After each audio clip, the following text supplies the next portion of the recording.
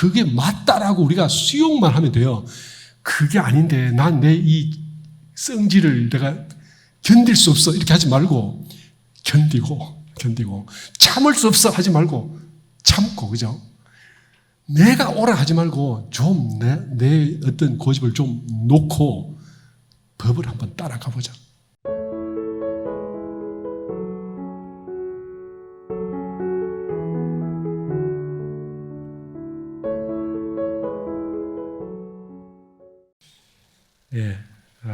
오늘 주제는 대종사님께서 그토록 원하셨던 중생을 돌려 부처를 만드는 길입니다. 마음 만들기가 무슨 말일까? 대충 짐작이 오시죠? 우리에게 그냥 업으로 이어져 내려오고 인과로 이렇게 몇 급을 통해서 이 질질질 이렇게 흘러내렸던 이 마음이 아니라 대종사님의 법으로 전략을 세우고 기획을 해서 내 마음도 한번 부처가 되어보자 하는 말씀이고, 마음이 모든 것을 주재하기 때문에 결국 마음이 주인인데 내 마음이라는 것이 어떻게 생겼고 왜 이 모양인지, 그래서 나도 대종사님께서 혀를 차셨던 그 마음이 아니라 대종사님의 법에 의해서 우리가 진리를 채받고 법의 습관을 들여서 우리 마음을 한번 만들어 보자. 그것이 이제 저는 마음 만들기라 생각을 합니다. 물론 이제 대종사님께서는 직접 마음 만들기라는 말씀은 안 쓰셨지만 결국 대종사님의 법이 우리의 마음을, 중생의 마음을 부처의 마음으로 만들어 가자, 이 말씀은 확실하죠? 저는 그게 확실하다 생각을 합니다. 우리가 생각지도 못하고 살아가는 사람들이 이 세상에는 가득 찼습니다. 80억 인구 중에서 정말 자기 마음을 고치고 마음을 따라서 제대로 살아서 인생을 바꾸겠다고 생각하는 사람이 과연 몇 명이나 될까? 한 100만 명이나 될까요? 100만 명쯤 되겠습니까? 마음이 주인이라는 생각을 하는 사람은 좀 되겠죠. 그런데 마음을 만들어서 마음을 쓴다? 이런 생각을 원불교를 안 만나고서 할 수 있을까? 우리 불교에서는 그냥 마음을 비우자. 그 욕심나는 마음을 그냥 놓자. 그런 정도죠. 그 마음을 비우자, 놓자와 다르게 마음을 이렇게 만들어서 이렇게 마음을 써보자. 그래서 마음은 쓸데없이 그 흠망한 것이니까 그냥 비우고 청정하게 만드는 것으로서 줄을 삼는 것이 아니라 마음을 내 수족같이 부릴 수 있도록 만들어서 원 없이 쓰고 그걸 통해서 복과 지혜를 한량없이 누려보자, 이런 말씀 같습니다. 마음이란 것이 뭘까? 제가 그 유치원에 있을 때 항상 우리 아이들에게 외우게 했던 게 있어요. 마음은 생각들을 만드는 참나입니다. 마음이 경계를 만나면 생각들을 만듭니다. 이렇게. 그걸 좋아해서 어떤 어머니들이 연락해서 그 전문을 좀 받아갈 수 있냐고 이제 이렇게 하시는 분들도 있었어요. 마음은 생각들을 만드는 참나다. 사실 참나는 아니죠. 생각들을 만드는 중간나입니다. 그런데 아이들에게 설명할 수 없기 때문에 참나다, 이렇게 말을 했습니다. 거울에 사람이 지나가면 사람이 비치고 소가 지나가면 소가 비칩니다. 우리가 그걸 그림자라 그러죠. 사람의 마음에, 우리 사람의 본래 성품에 경계가 나타나면 경계가 비칩니다. 그대로 비치면 열애라 할 것이고, 내 욕망을 조금 섞으면 이제 중생이 되기 시작합니다. 근데 사람들이 다 자기 욕망을 조금씩 섞죠. 그죠? 네. 다른 사람은 그냥 보는데 나는 거기다가 색깔을 입히고 덧칠을 하게 됩니다. 어떤 사람은 그 경계가 나타나서 지나갈 때 경계 그대로 두는데 어떤 사람은 거기다가 색깔을 입히고 덧칠을 할까? 그 색깔과 덧칠을 하는 사람들은 분명히 그 이전에 경험했던 어떤 식이 남아 있어서 그렇습니다. 이것을 최초를 찾아 올라가 보면 부처님께서 최초를 향해서 계속 찾아 올라가 봤는데 그 위로 가보니까 결국 그 뿌리가 무명이더라. 이렇게 말씀을 하셨죠. 무명이 뭐냐? 그러면 밝지 않음, 빛이 없음, 어두움 이런 말입니다. 중생의 시작이 부처님께서 말씀하실 때는요, 무명 위에는 없습니다. 무명 위에는 아무것도 없죠. 12연기의 시작이 무명이란 말이에요. 그럼 우리에게도 무명이 있냐? 무명이 있죠. 그 무명이 뭐냐 그러면 경계를 대했을 때 밝음이 없으니까 경계를 대하면 경계가 있어요. 부처님은 밝음으로 경계라는 대상이 다만 걸어갈 뿐으로 지나갔는데 우리는 보니까 밖에 뭐가 있다. 이 있음에 빠져버렸단 말이죠. 밖에 것이 있으니까, 분명히 있으니까 나도 밖을 보는 내가 있다는 것을 알게 되고 그래서 경계가 있으니 내가 있고 내가 있으니 남이 있고 그래서 자타가 분리됐습니다. 시작이 여기라는 말이죠. 다시 자세히 보면 밖의 경계는 사실은 인연의 가합이라 인과 연이 만나서 그 흐름 따라 다만 걸을 뿐인데 우리는 그것이 실체로 있다라고 생각을 하게 됐어요. 예를 들면 이 컵이 있다라고 생각을 하죠. 이것은 부처님이 보실 때는 인연의 가합이라. 이 온도, 이 시간, 이 인연, 이걸 만들었던 사람, 여기 가져온 사람, 그런 어떤 것들의 인연이 모여서 이 컵이 여기 있는데 우리는 이것이 영원히 여기에 있다라고 생각을 하게 됩니다. 그래서 이걸 있다라고 하면 이제 그걸 보는 내가 있다라는 것이 되는 거죠. 그래서 자타가 딱 이렇게 섰어요. 자타가 서면 그때부터 이 나라는 것이 천만 그림자를 만들어내게 됩니다. 그렇죠? 예. 이 외에 더 이상 없다. 부처님께서 말씀을 하셨어요. 그죠? 예. 그래서 이 무명을 뚫고 나가자. 그것이 모든 불법의 목표입니다.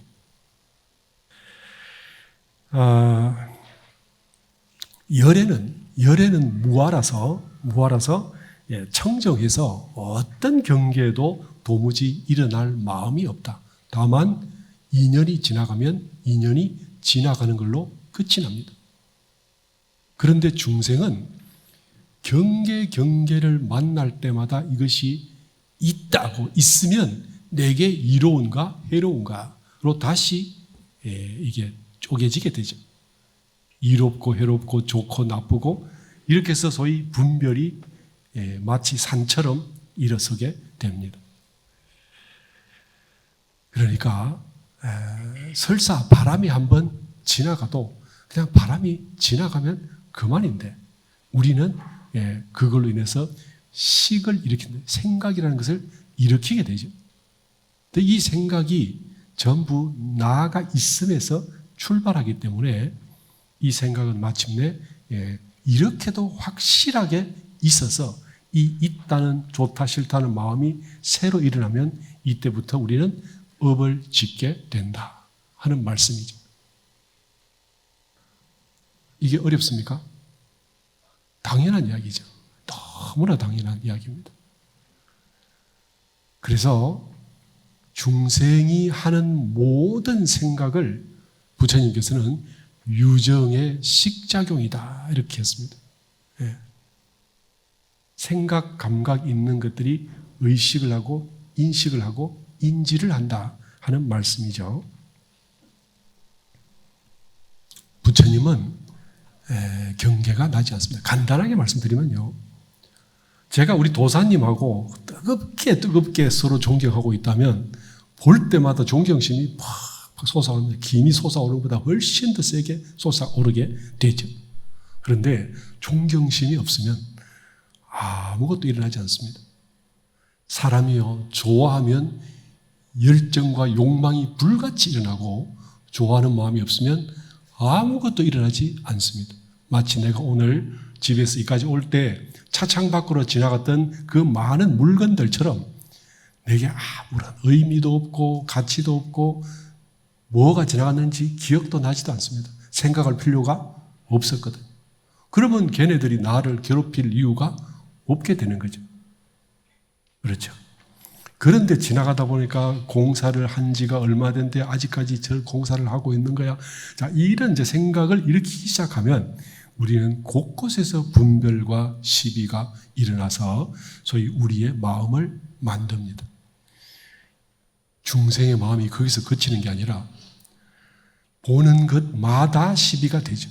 저 사람은 도대체 왜 저렇게 생겨먹은 거야? 얼굴을, 머리를 빗은 거야? 안 빗은 거야? 뭐 옷을 저렇게 입은 거야? 뭐 저걸 또 멋이라고 한 거야? 뭐 저 사람은 왜 저기 쳐다보고 있는 거야? 저 사람은 왜 저기 집중하고 있는 거야? 똑바로 인생을 살지. 저 사람은 왜 저렇게 낭비하는 거야? 나하고 관계없는 일조차도 우리는 온갖 생각을 일으켜내면서 그것으로 내 마음을 삼아서 살고 있습니다.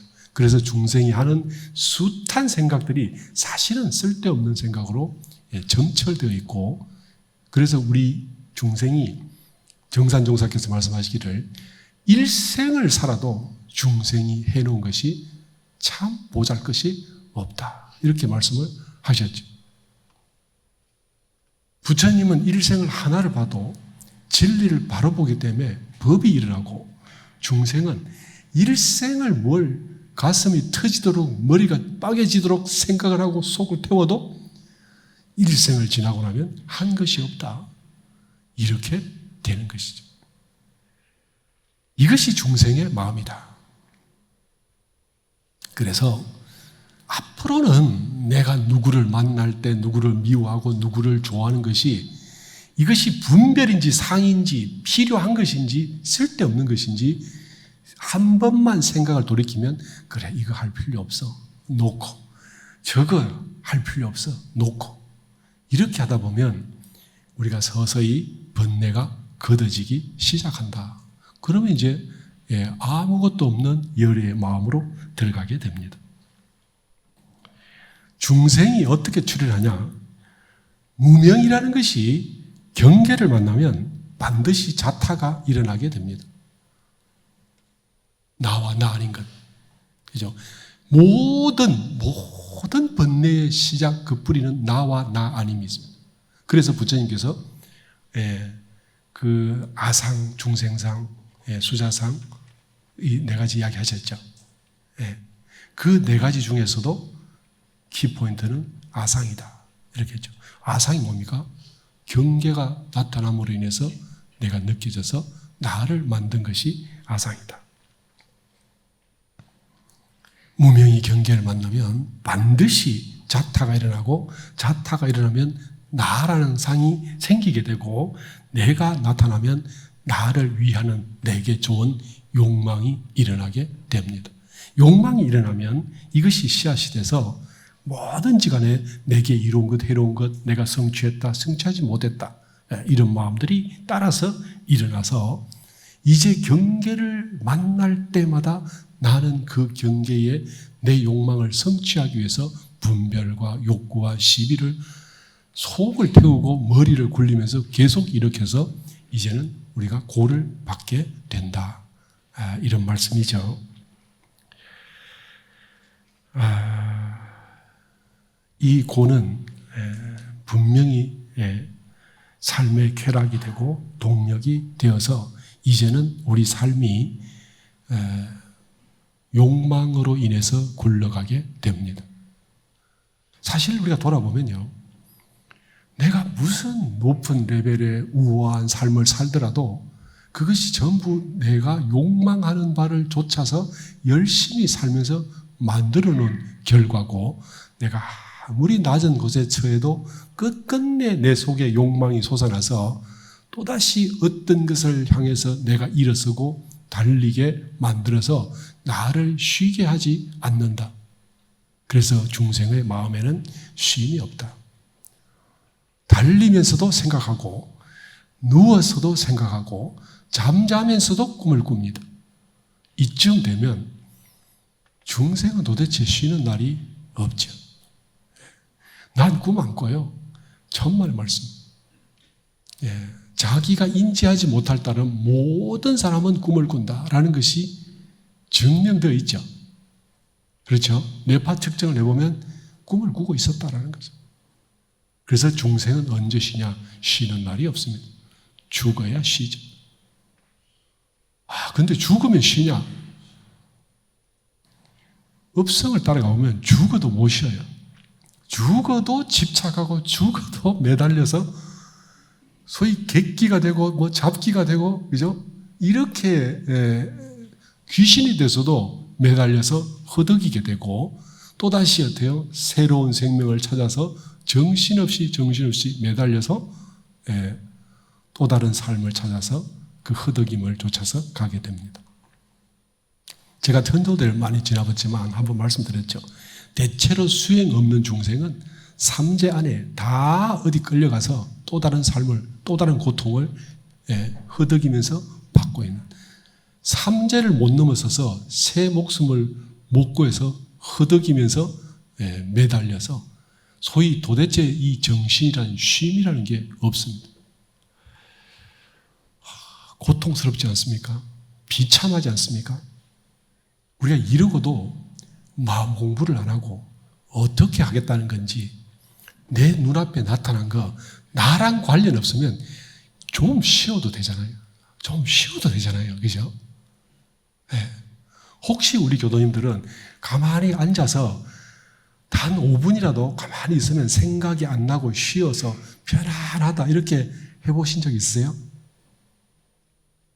눈 감자마자 어저께 그저께 일 막 옆에 사람들 일이 막 들어오면서 한때도 쉼이 없는 이 정신을 보시지 않으셨습니까?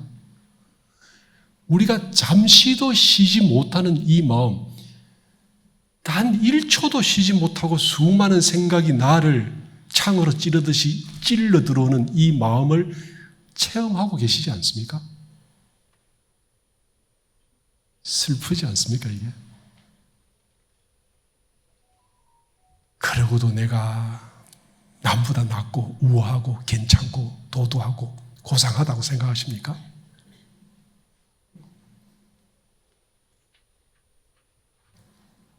슬픈 일이잖아요. 슬픈 일이잖아요. 외로우면 외롭다, 누가 오면 귀찮다, 어쩌란 말입니까? 그래서 이 쉼 없는, 소위 말을 뒤에 수레를 채워서 달리게 해서 한순간도 쉬지 않고 계속 달리면 어떻게 됩니까? 지쳐서 길에 쓰러지게 됩니다. 근데 우리 영혼은요, 불성이라서 쓰러지지도 않아요. 얼마나 잘 달리는지 끝없이 달리고 채찍에 맞으면서 쉼없이 이 생각 저 생각 창에 찔리면서 계속 달려요. 죽었어요? 다시 태어나요? 중음 속에서도 생각에 찔리면서 살아요. 수양을 해야 되겠죠. 안 해도 됩니까? 안 하면 안 되잖아요.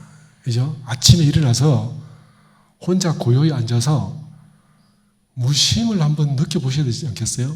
이 생각 저 생각 오면 그 창끝을 흐리게, 무디게 그냥 좀 뚝 떨어지게 이렇게 해보세요. 뚝 떨어지게. 옛날에 다산종사께서 공산당에 쫓겨서 잡혀가다가 도망을 치는데 이쪽에는 아군, 이쪽에는 공산당, 양쪽에서 총을 쏘는데 다산조선에서 꼭 죽게 생겼어요. 그래서 이제는 피할 길이 없구나. 그냥 이리저리 죽느니 차라리 수도인답게 앉아서 죽는 게 나았겠다. 근데 다 총알이 앞에다가 뚝뚝 떨어졌대, 이렇게. 그게 당신이 선을 하니까 총알이 앞에 떨어지는구나. 이렇게 생각했는데 나중에 보니까 정산종사께서 그 기운으로 이렇게 총알을 떨어뜨렸더라. 이렇게 말씀을 하신 적이 있습니다. 제가 어디서 들었어요. 예. 총알도 떨어뜨리는데 우리 생각 좀 떨어뜨릴 때잖아요. 그죠? 예. 그게 안 될까요? 우리 교당에 선하신 분들 계시잖아요. 선맛 아시는 분들 계시잖아요. 생각 떨어지죠. 그죠? 생각 떨어지잖아요. 해보니까. 얼마 안 가서 떨어지죠. 예. 힘듭니다. 우리 본래 심지는 원래 요란함이 없건만은 경계를 따라 있어지나니 이렇게 했죠. 내가 죽어서 중음에 있을 때조차도 생각이 이렇게 찔러 들어올 때 이 생각들이 도대체 뭐냐? 살았을 때 경험했던 그 경계들이 계속 나를 찌르고 있는 그것들이잖아요. 그렇죠? 그래서 어떠세요? 예, 원래 심지에는 항상 생각에 찌름이 있다가 아니라 원래 심지에는 요란함이 없었는데 경계가 찔렀어요. 경계가 찔러 달려옵니까? 아니고요. 경계가 있었는데 내 속의 욕망들이 그 경계를 살려서 이렇게 저렇게 만들어서 유로 만들고 유를 욕구하게 만들고 욕구를 집착하게 만들어서 그 욕구와 집착이 계속 본 경계들이 살아서 창이 돼서 날아오게 만들고 있다 이 말이에요. 그렇지 않습니까? 이게 심지는 원래 요란함이 있구만은 경계를 따라 있어지나니라는 말씀의 뜻이에요.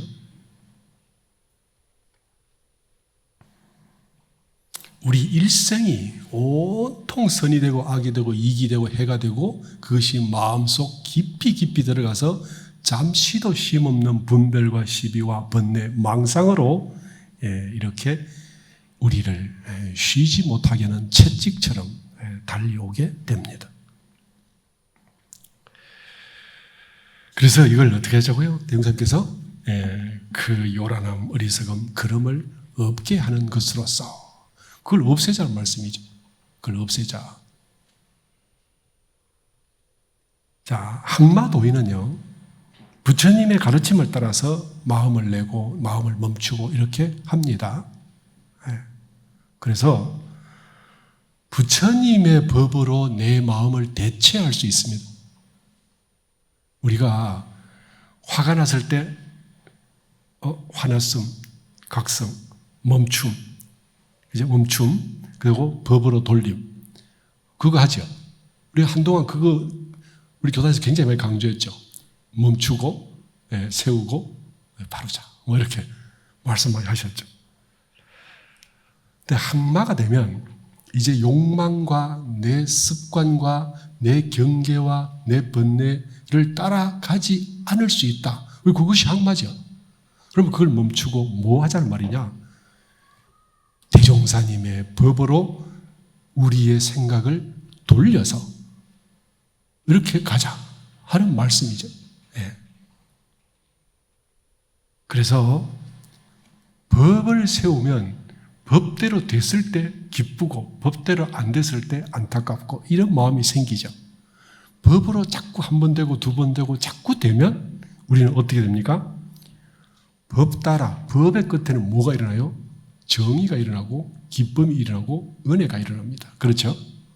내가 법을 실행했는데 법을 실행한 결과가 나타나겠죠. 그게 기쁨과 정의와 은혜 아니겠어요?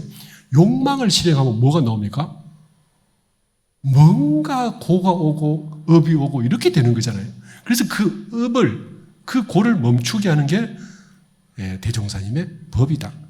그래서 이 법을 실행하고 그리고 법에서 오는 열매를 얻을 수 있을 때 우리는 그걸 뭘까? 항마라고 말합니다. 항마하고 싶잖아요. 법이 항마가 별로 어려운 게 아니에요. 사람들이요, 나는 항마 아니라고 자꾸 강조하는 이유가 뭐냐면 내가 견성을 못했으니까 항마가 아니라고 자꾸 말들을 하십니다. 그런데요, 항마는 뭐냐? 마를 이기는 게 항마죠. 근데 마와 법을 가리를 탈 줄 아는 사람을 우리가 뭐랍니까? 지혜 있다 그래요. 지혜를 가진 사람을 견성했다고 그러는 거잖아요. 그렇죠? 자기 성품을 보면 이제 법을 갖다 빌릴 필요가 없이 스스로 경계를 보면 뭐가 법이고 뭐가 법이 아닌지 알게 되는 겁니다. 항마는 경계에서 법을 추출해낼 수 있어요. 추출해낸다는 말이 좀 이상합니까? 근데 그게 딱 맞아요. 중생은요, 경계를 보면 거기서 업을 봅니다. 욕망을 본다고. 그렇죠? 그런데 부처는 경계를 보면 법이 보인단 말이에요. 법을 보고 인과가 보이게 되죠. 법을 보면 반드시 인과가 보이게 돼 있어요. 그러면 인과를 따라 실행하면 뭐가 됩니까? 은혜가 오고 정의가 오지요. 그렇지 않습니까? 그래서 항마가 되면 그 뒤로부터는 이제 업을 넘어서게 되는 것입니다. 모든 것에서 항마가 되면 이제는 모든 것에서 법과 은혜와 정의가 오게 돼 있고 내가 어떤 부분에는 이길 수 있는데 어떤 부분에는 진다. 그러면 일부에서만 은혜가 오게 되겠죠. 실제로 예비 항마이가 아니라 정식 법강 항마이가 되면 모든 데서 다 법이 보이고 법을 실행해서 은혜가 온다. 이렇게 되겠죠. 네. 법이 자꾸 행해지면 덕이 나타나고 법과 덕은 이제 어때요? 빛이 나요. 중생의 이 행은 냄새가 나고 더럽지만, 그죠? 고가 오지만 법을 실행하는 데는 향기가 나고 정의가 생기고 공덕이 일어나게 되는 거죠. 그래서 세상이 상생으로 바뀌게 됩니다. 출가도인은 어떤 사람이냐? 이제 자타를 벗어나 버렸어요. 자타를 벗어나더라면 자타가 있지만 자에 얽매이지 않아요. 타에 대해서 그렇게 싫어하지 않아요. 자타가 사실은 둘이 아닌 줄은 머리로는 아는데 확실하게 이것을 체득하지 못했기 때문에 아직도 자타의 그늘에서 다 벗어나지는 못했습니다. 그러나 자타가 근본적으로는 없다는 것은 분명히 알게 됩니다. 그래서 출가이가 되면 그러면 이제 인과를 떠날 수 있어요. 왜 인과를 떠나냐? 남에게 잘하는 것이 내게 잘하는 거하고 둘이 아닌 걸 알기 때문이다. 그러면 굳이 나에게 더 잘하고 남에게 나쁘게 하려고 하지 않죠. 그러면 이제 소위 이 이해 득실을 따라서 소위 좁은 마음, 삿된 마음으로 행을 하지 않기 때문에 인과가 나에게 어떻게 겹쳐서 오고 이런 일이 없어집니다. 그러니까 출가가 되면 얼마나 마음이 넉넉하고 한가한지. 중생은요, 내 것이 남한테 갔을 때 속이 터지고 불이 올라옵니다. 근데 출가는 내 것이 남에게 가서 그것이 불이 안 올라와요. 기쁨이 올라와요. 자타가 따로 없기 때문에 그렇게 되는 것이죠. 이게 원리입니다. 그래서 출가는 드디어 소위 내게 해로운 사람, 내게 이로운 사람 상관없이 포용이라는 것을 하기 시작하죠.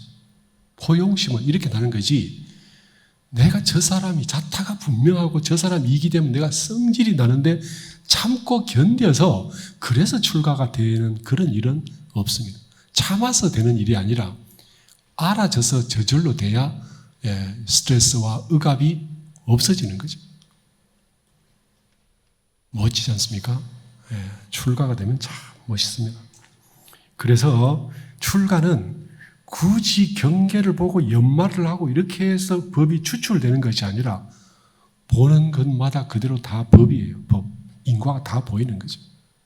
그러니까 애써서 하지 않아도 일이 저절로 돌아가는 기운이 이제 생기기 시작합니다. 항마는요, 애를 써야 돼요. 근데 항마도 해보면 어떤 때는 수월스러워요. 잘 될 때가 있어요. 뭔가 내가 좀 마음이 좀 열리고 좀 좋을 때는요, 이게 저절로 되네? 이런 느낌이 들 때가 있죠. 그런데 항상 그렇지 않아요. 근데 출가는 보는 대로 은혜가 되고 기쁨이 되고 법이 돼서 저절로 이렇게 되는 맛이 있기 때문에 사실 출가에부터는요, 누가 이 사람을 해코지를 할 수 없습니다. 항마의 사람은 모함도 가능하고 시비도 가능하고 이게 되는데 출가에부터는 아마 그게 안 될 거예요. 제가 정확히는 잘 모르겠지만 그때부터는 이 자타를 넘어서면 업을 지으면 업이 그리 가요. 누구를 해코지를 하는데 오히려 도리어 그 사람이 더 해로워지는 그런 업을 받게 되기 때문에 출가위를 해코지를 하면 안 돼요. 그렇게 하면 그게 곧바로 자기의 소위 바로 액으로, 이 액이란 말이 좀 맞나? 하여튼 액으로 바로 돌아오게 됩니다. 그래서 상대를 해롭히려고 하되 상대를 해롭힐 수 없다. 부처님께서 그래서 하늘을 향해서 침을 뱉으면 그 침이 어디 가겠냐라고 물어보신 것하고 똑같은 경지에 들게 됩니다. 그렇지만 아직도 출가 도인은요, 공과 법이 둘이라. 법은 법대로, 공은 공대로. 공에서 법이 생하고 또 법이 인연이 닿아서 또 다시 공으로 돌아가고, 이것이 있기 때문에 공과 법이 둘이라서 아직도 상이 남아 있게 되고, 그래서 우리가 선을 짓고 복을 짓고 법을 일으키고 하지만 이것이 결국 소위 제 표현대로 아름다운 번뇌가 됩니다. 고귀한 번뇌. 고귀한 번뇌도 번뇌 맞죠? 그렇지 않습니까? 생각이 없는 것보다는 못하잖아요. 우리 경사님께서 봉타원님을 보시면 뭘 잘못해도 아이고 저 사람 왜 저러나 그러지만 저 사람하고 이혼해버리면 말이야 이런 생각 안 든단 말이에요. 저 사람 없으면 어떻게 해요? 못 살잖아요. 그죠? 그렇지 않습니까? 이게 그 법이 보여도 법이 시비가 되지 않죠. 그거 어떻게 해요? 저 사람이 잘못하면 어떻게 하면 바르게 해줄까? 저 사람이 업을 받으면 어떻게 내가 대신 받을까? 이렇게 가니까 거기서 시비와 분별이 나지 않습니다. 그럼 이걸 공이라고 그러죠. 마음에 참으로 공을 얻었다.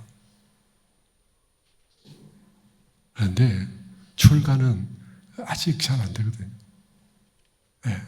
완전한 공을 얻지 못했기 때문에 사랑하되, 모르겠어요. 이제 막 20대 결혼한 친구들은 막 서로 막 미친 듯이 좋다가 어떤 때는 미친 듯이 싫다가 막 이렇게 되면 저거 잘한다 못한다 막 이런 것이 이혼해버려 말아 이런 생각이 들잖아요. 한 몸이라는 생각이 안 들죠. 이제 아직. 그래서 출가랑 이 출가는 결국은 공과 법이 아직 하나가 아니에요. 돌아가는 것이 보이지만 아직 인과가 보이고 인연과가 이렇게 나타나게 되어 있는 겁니다. 그런데 긴 세월에 선업을 짓죠. 아름다운 번뇌로 고귀한 소위 선행으로 업을 짓지만 그 업을 그대로 업을 지었으니 업을 받게 됩니다. 지었으니 받을 게 있잖아요. 이렇게 되기 때문에 결국 그래도 돼요. 사람이 경계에 예속된다. 생각이란 걸 떠날 수가 없고 무심을 완성할 수가 없다. 그래서 이런 어른들은요, 법 찾는 공덕을 즐거움으로 삶으면서 살아가게 됩니다. 그런데 부처님은 어떠냐? 부처님은요, 경계마다 다 공이라. 그게 그대로 법인데 법이 공을 떠나지 않고 법이고 법을 떠나지 않고 그대로 공이라서 그렇기 때문에 눈앞에 드러나는 족족 내가 뭘 보았다 아니다 한 시비 분별을 그대로 부숴버렸다. 내지는 알아서 부서지죠. 그래서 경계가 싹 붙여지면 일체 경계가 다 공이 되고, 그러면 우리는 어때요? 이 대열반에서 벗어나는 때가 없다. 열반 그대로 일체 경계를 다 본다. 그래서 이거를 불경에서 제가 오래돼서 기억이 안 나는데 사자빈신삼매라 이렇게 합니다. 사자빈신삼매라는 게 무슨 말인가 하면, 사자가 한번 세상에서 이렇게 포효를 하면 옆에 있는 짐승들이 골이 쪼개진다 이렇게 말을 합니다. 비유가 맞습니까? 그 좀 너무 무시무시한 말이죠. 사자가 한번 울부짖으면 그 소리를 듣는 짐승들이 전부 골이 쪼개진다 이렇게 표현을 했어요. 근데 사자는 아무것도 안 했어. 그냥 한번 울기밖에 안 했어요. 근데 옆에 사마 악취가 다 물. 부처님이 한번 정심을 내고 청정한 공에 들면 이 사심잡념이 저절로 녹아난다. 그래서 우리가 어릴 때 대산종사님 계시는데 가면 속에 막 부글부글 하고 갔던 사람들도 얼굴만 뵈면 편안해진다. 뭘 어떻게 하지도 않았는데 가면 그냥 편안해진다. 나오면 다시 부글부글하다. 그런 말씀 들어보셨죠? 네. 그럼 체험을 해보신 분들은, 아마 어른 모시고 같이 느껴보신 분들은 뭐 제가 설명할 필요도 없을 것입니다만은.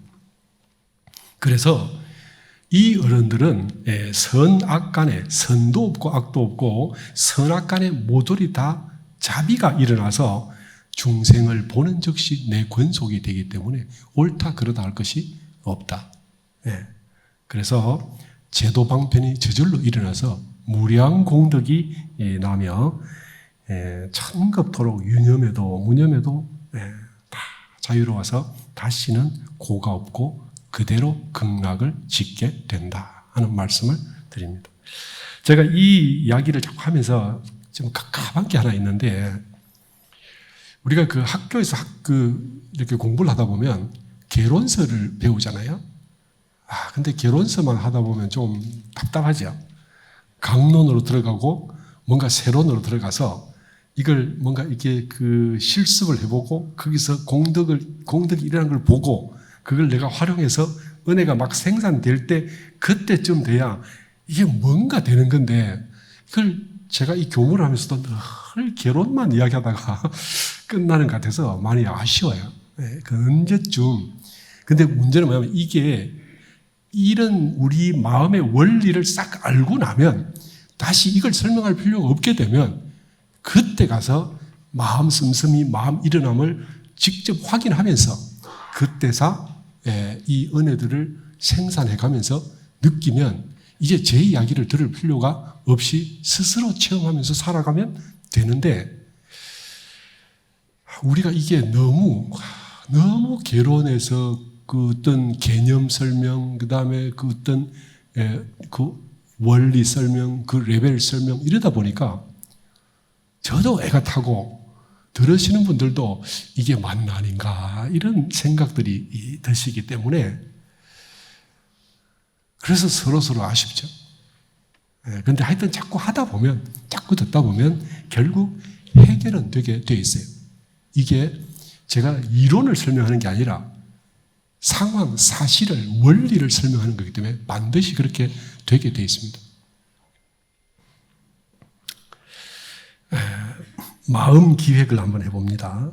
마음이란 만들어지는 것이며 경계에 물들어서 변하는 것이기 때문에 부처님을 배우고 법을 익혀서 우리의 생각과 감정을 이게 기존에 지나왔던 그 습과 그 행태를 이기고 대종사님의 법을, 대종사님의 그걸 통해서 우리 마음을 보고 대종사님의 법으로 우리 마음을 삼아가자. 그래서 이제는 내가 지나오면서 저 사람 보면 기분 나빠, 이거 일이 싫어, 이렇게 일하는 감정을 좀 내려놓고 대종사님 법 따라 내 마음을 삼아서 이거 법에 옳으니 해야 돼, 이게 법이 아니니 멈추자, 이렇게 해서 살아가다 보면 이제 법으로 내 마음을 삼게 됩니다. 대종사님 법으로 내 마음을 삼으면 내가 악행을 할 리가 있고 잘못을 할 리가, 업을 지을 리가 없잖아요. 짓는 바가 모두 법을 짓게 되고 오는 바가 전부 공덕이 오게 되는 것입니다. 그래서 이렇게 대종사님의 법으로 도반들과 함께 쉼 없는 공부를 하고 끝없는 진급 계획을 세우고 내 마음에 어떤 때 화가 일어나고 어떤 때 질투심이 나고 어떤 때 속이 좁아지고 어떤 때 고집이 생기고 어떤 때 분노가 있는지 이런 것을 체험하고 있는 우리 모습 그대로에서 세세히 살피고 챙겨서 내가 여기서 무너져 여기서 막혀 이걸로 인해서 뒤돌아서게 되기 때문에 여기서 한번 다시 궁리해서 이 업을 법으로 바꿔보자. 이렇게 해서 하나하나 나의 아웃라인이 잡히면 거기 따라서 우리 대종사님의 법을 대응해서 이 마음을 한번 바꿔보자. 이러는 것이 저는 마음의 기획이라고 생각을 합니다. 그래서 법이 인격이 되고 법이 우리의 몸이 될 때까지 제가 굉장히 부러워하는 게 한번 말씀드렸죠. 법화경에 보면 법으로 몸 되신 이요 이렇게 한 게 그게 부처님에 대한 찬탄이거든요. 우리도 법으로 몸이 한번 돼보자. 법이 마음이 되고 법이 습관이 되고 법이 행이 되면 법이 업이 되고 법이 업이 되면 업이 그대로 이것이 드디어 내 몸을 이루어가기 때문에 우리도 법으로 몸을 한번 만들어보자. 하고 싶지 않습니까? 저는 너무너무 부러웠어요. 내 특징이라면서 내 잘난 점에서 나의 장점이라면서 그런 거 다 이렇게 밀쳐버리고 부처님의 법으로 내 마음을 한번 만들어보자. 얼마나 좋습니까? 저는 그렇게 되기를 바랍니다. 열애는 제가 설명하겠습니다. 경계가 그대로 공이면서 법이라서 일체 무심이고 출가는 경계를 보는 즉시 법으로 화해서 공덕이 생깁니다. 항마는 경계마다 이길 때마다 항상 법을 추출해서 내가 안목을 삼고 지혜를 삼으니 지혜가 계속 길어나서 끝이 없이 자라는 과정이 되고 법마상전, 소위 수행이라는 것을 하는 사람은 숱한 경계에서 법이 이기기를 애를 써서 소위 곤지 아시죠? 애를 써서 얻는 지혜를 곤지라 그럽니다. 그 곤지를 만들어가는 걸 우리가 법마상전이다 이렇게 합니다. 그러나 중생은 어떠냐? 경계를 볼 때마다 욕망이 나고 감정이 나서 법이 어딘가 숨어버리고 성질과 원망이 자꾸 드러나게 되기 때문에 미한 중생은 경계마다 전부 다 고가 되고 이른바 고해가 일어나게 된다. 그러니까 예전에 아마 기억나시겠지만 대산종사께서 총부정문에 보면 도관덕왕이라고 새 법문을 신년법문을 쫙 하신 적이 있어요. 도로서 관을 쓰고 덕으로 어떻게 해요? 덕의 왕이 되자. 법문 기억나십니까? 원기 70년 78, 1, 2년 즈음에 그 법문을 쓰셨어요. 도관덕왕이라는 신년법문 노래도 우리가 열심히 불렀고 그런데 한 30년 지나니까 다 까먹었죠.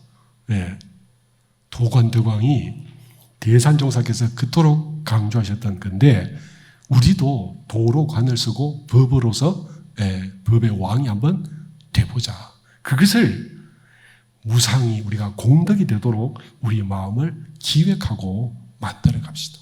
그 기획은 사실은 대유사님께서 다 해놓으셨어요. 그죠? 그게 맞다라고 우리가 수용만 하면 돼요. 그게 아닌데 난 내 이 성질을 내가 견딜 수 없어 이렇게 하지 말고 견디고 참을 수 없어 하지 말고 참고 그죠? 내가 오라 하지 말고 좀 내 어떤 고집을 좀 놓고 법을 한번 따라가 보자. 이렇게 하면 우리 인격이 법으로 바뀌게 되어 있어요. 반드시 바뀌게 되어 있습니다. 그러면 내 원하는 내 기준이 법에 바뀌면 그러면 돼요. 나는 법을 기뻐하고 정의를 기뻐하고 정당함을 기뻐하지 욕망을 따라 일어난 것을 기뻐하지 않게 된다는 말씀이에요. 그것이 뭡니까? 수행자가 가는 길이다. 그런 말씀 드리고 마치겠습니다.